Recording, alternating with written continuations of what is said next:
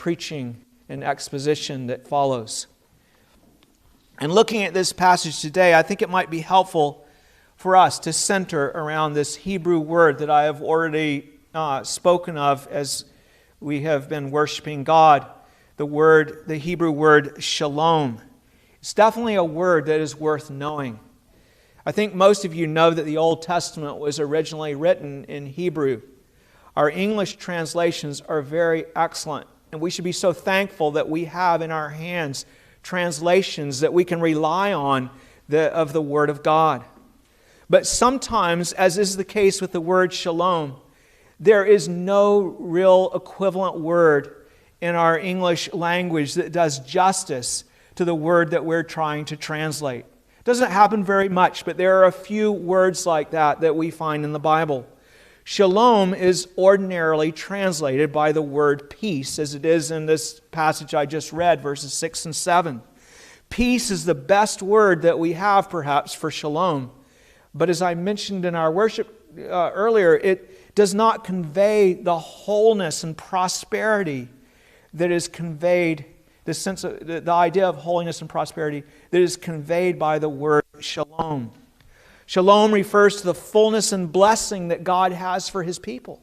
It refers to glory all around, a settled completeness, peace, right? A settled wholeness and a kind of a perfection for you and even for your surroundings, so that everything is in place.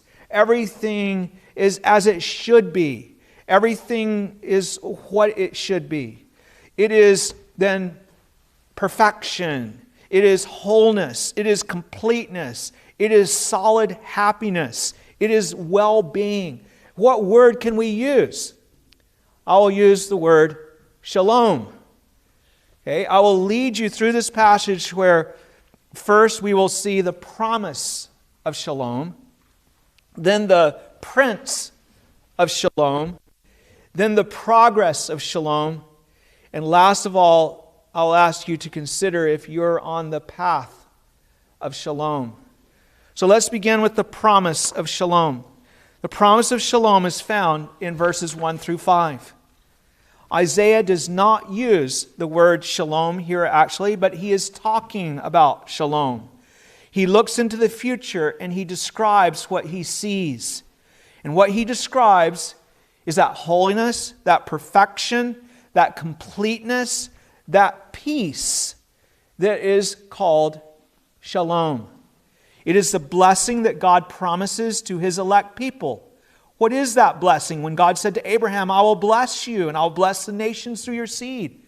It's shalom. It's the blessing that God especially has Isaiah present to His elect people here who are hidden within a very corrupt, visible church.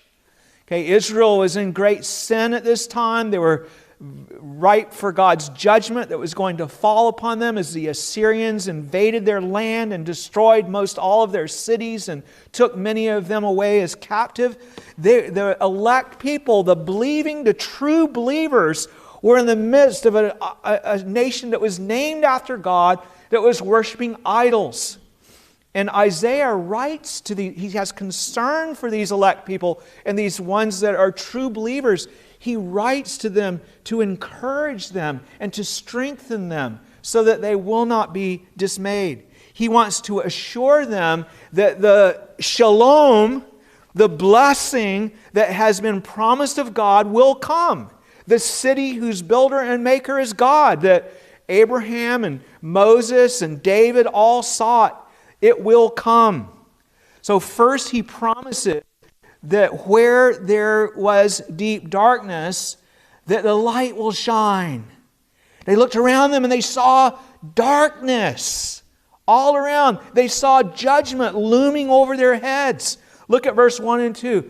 Nevertheless, Isaiah says, the gloom will not be upon her who is distressed, as when at first he lightly esteemed the land of Zebulun and the land of Naphtali.